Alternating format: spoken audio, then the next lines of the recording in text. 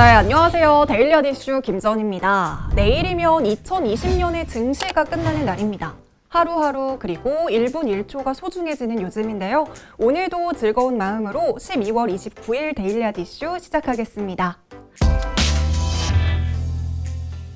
먼저 국내외의 크고 작은 이슈를 알아보는 오늘의 테마 스케줄입니다. 먼저 첫 번째 스케줄은 미국의 아메리칸 항공의 보잉 737 맥스 기종의 운행 재개입니다. 보잉 737 맥스 기종은 두 차례의 추락 참사로 346명의 사상자를 내면서 전 세계에서 운항이 중단된 바 있는데요. 현재 시각으로 12월 29일 보잉 737 맥스 기종의 운항을 재개할 예정입니다. 두 번째 스케줄은 라인 코퍼레이션이 일본 도쿄 증권거래소에서 상장 폐지될 예정입니다. 네이버의 자회사인 라인 코퍼레이션이 일본 도쿄 증권거래소에서 상장 폐지가 될 예정인데요. 이번 상장 폐지는 라인 코퍼레이션이 일본 자회사인 제트홀딩스와 진행 중인 경영통합의 일환으로 결정된 것으로 알려졌습니다. 마지막 스케줄은 대림산업의 거래 정지입니다. 대림산업은 오늘부터 2021년 1월 22일까지 회사 분할에 따른 변경 상장으로 거래가 정지될 예정입니다. 지금까지 오늘의 테마 스케줄이었습니다. 오늘 국내 증시는 코스피가 2810선에서 출발했습니다. 오늘은 결산법인의 배당락 날인 만큼 이 배당락이 반영이 되면서 장 초반 증시가 약세를 보였는데요. 자세한 장마감 지수는 화면으로 살펴보시죠.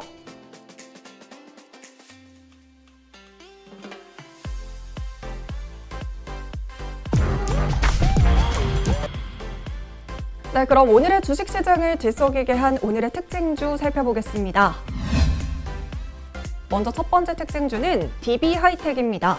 반도체 제조회사인 DB하이텍이 내년에 사상 최대 실적을 달성할 것이라는 전망에 장 초반부터 급등세를 보였습니다.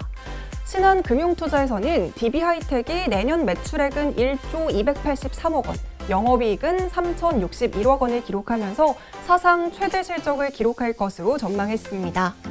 그럼 신한금투에서 분석한 DB하이텍의 실적 증가 사유를 알아보도록 하겠습니다. 이 비메모리 시장은 인텔과 비인텔으로 이렇게 이분화할 수 있습니다. 그런데 현재 엔비디아와 ARM과 같은 반도체 기업들이 커지면서 이 인텔의 위상이 약화되고 있는 만큼 파운드리 시장에서는 매우 긍정적이라고 판단하고 있습니다. 특히 애플과 마이크로소프트 등의 반도체 직접 설계는 비인텔 진영의 확장으로 연결이 되고 있는데요. 이에 따라 DB하이텍도 IT 세트 신제품 출시가 본격화되는 내년 1분기부터 가격 인상이 본격화될 것이라고 전망하고 있습니다. 이런 이유로 신한금투에서는 DB하이텍의 목표 주가를 기존 47,000원에서 6만 원으로 상향 조정했고요. 오늘 장중에 5만 원을 돌파하면서 사상 최고가를 경신하기도 했습니다. 두 번째 특징주는 파수입니다. 파수는 데이터 솔루션과 보안 관련한 서비스를 제공하는 기업입니다. 오늘 장중에 9%대 강세를 보였는데요. 어떤 이슈가 있었을까요? 오늘 파수에서는 미국의 제조업 그룹사와 보안 솔루션 공급 그리고 시스템 운영 계약을 맺었다고 전했습니다. 계약을 맺은 미국 기업은 발전, 의료 등 다양한 제조 부분 계열사를 가지고 전 세계 20만 명 이상의 종업원을 두고 있는 대규모 기업인 것으로 전해졌습니다. 이번 계약 대상 제품은 파수의 핵심 제품으로 꼽히는 EDRM 제품군인데요. 이 제품으로 클라우드 시스템을 구축하고 시스템 운영까지 맡을 예정입니다. 내년 1월 첫 주부터 신제품 구축을 시작해서 상반기 내에 클라우드 시스템 구축을 완료하고 7월부터 운영에 들어갈 계획이라고 합니다. 이번 대규모 계약을 시작으로 앞으로도 추가 오더의 가능성도 높게 보고 있습니다. 세 번째 특징주는 삼성제약입니다. 삼성제약이 어제 상한가에 이어서 오늘도 장중에 20% 오르면서 급등세를 이어갔습니다. 바로 삼성제약의 최정암 치료제인 리아백스주의 3상 임상시험 결과 보고서가 나왔기 때문입니다. 리아백스주는 전이성 췌장암 환자를 대상으로 개발된 치료제인데요. 이번 임상 3상 결과 보고서에 따르면 리아백스주는 췌장암 환자에게 안전하게 투여할 수 있는 약제로 평가가 됐습니다. 췌장암이 발병되면 5년 생존율은 약 10%고요. 원격 전이가 된 상황이라면 생존율은 2%로 매우 낮은 병입니다. 이번에 리아백스를 투여한 결과 전체 생존 기간이 시험군에서 339일로 나타났는데요. 대조군 225.5일에 비하면 리아백스주를 투여한 시험군의 생존 기간이 훨씬 더 길다는 것을 확인할 수 있습니다. 또한 별다른 부작용도 발견이 되지 않았는데요. 이에 따라 췌장암 환자에게 안전하게 투여할 수 있는 약제로 평가가 되고 있습니다. 삼성제약에서는 이번에 도출된 임상시험 결과를 바탕으로 정식 허가를 신청할 준비할 계획이라고 밝혔습니다. 이 소식에 삼성제약 주가는 이틀 만에 50%가량 올랐고요. 오늘도 역시 52주 신고가를 달성했습니다. 네 번째 특징주는 한화솔루션입니다. 태양광 관련주로 잘 알려져 있는 한화솔루션이 오늘 강세를 보였습니다. 바로 대규모 유상증자를 통해 태양광과 수소 분야 사업 영역을 확장하고 지속적인 성장도 이어갈 것이라는 증권가의 분석이 나왔기 때문입니다. NH투자증권에 따르면 한화솔루션은 대규모 유상증자를 통해서 태양광과 수소 산업에 보다 공격적으로 투자할 전망이라고 밝혔습니다. 바로 한화솔루션에서 유상증자 대금 1조 2천억 원 가운데 태양광 산업에 1조 원, 수소 산업에 2천억 원을 투자할 계획이라고 밝혔기 때문입니다. 투자를 통해서 태양광 사업 매출은 올해 약 3조 5천억 원에서 2025년 12조 원까지 증가시키고요. 영업이익률은 현재 한 자릿수 중반에서 두 자릿수 초반으로 상승하는 것이 목표라고 합니다. 수소 사업 부분에 있어서는 탱크 개발에 1,000억 원을 사용한다는 목표를 세우기도 했습니다. 한화솔루션은 올해 국내 기업인 태양광 후지킨을 인수하면서 자동차용 탱크 기술을 확보한 바 있고요. 또 최근에는 미국 스타트업인 시마론 지분 인수 계약까지 체결을 했습니다. 이에 2025년까지 1억 달러를 투자해서 고압 탱크 영역으로 확대할 전망이라고 밝혔습니다. 이렇게 사업 영역을 확장해 나간다는 청사진에 대한 기대감이 오늘 주가에도 긍정적으로 작용하고 있습니다.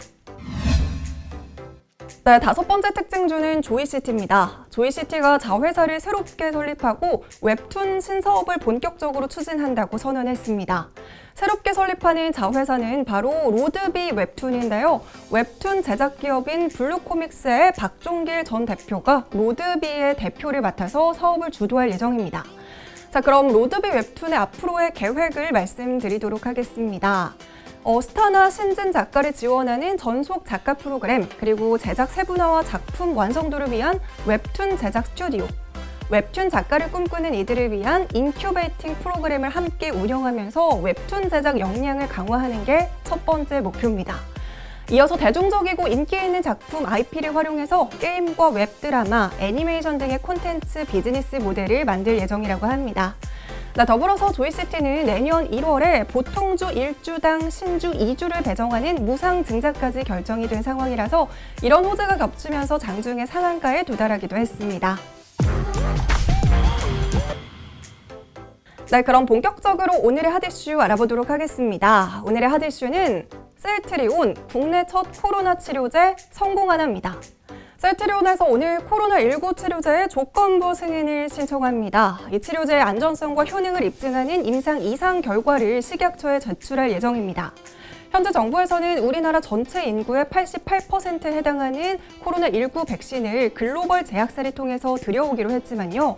실제 접종이 이루어지는 것은 내년 1분기로 예상을 하고 있습니다.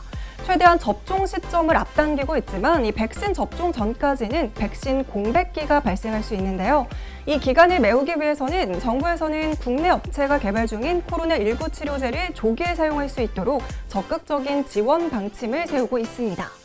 그중 코로나 업체 중 치료제 개발이 가장 빠른 셀트리온의 치료제가 조건부 승인을 앞두고 있습니다. 여기서 조건부 허가란 특정 질환에 대한 현존하는 치료제가 없는 경우에 임상 3상을 별도로 진행하는 조건을 걸고 임상 2상의 결과만으로도 시판 허가를 내주는 제도입니다. 코로나 백신과 치료제의 품목 허가 심사 기간을 기존 180일에서 40일 내로 대폭 단축하기로 한 상황이고요.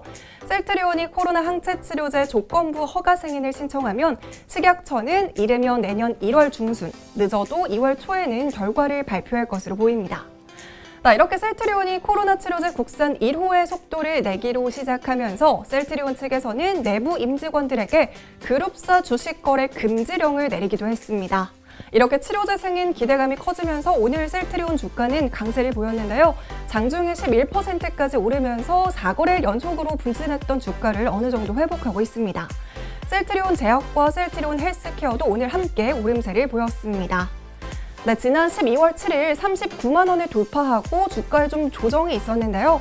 오늘 같은 소식에 또 한 번의 고점을 다시 경신할 수 있을지 많은 관심이 쏠리고 있습니다. 자, 오늘 제가 준비한 소식은 여기까지입니다. 이 영상들 아직 안 보셨다면 함께 시청해 주시고요. 네, 오늘도 시청해 주신 모든 분들 고맙습니다.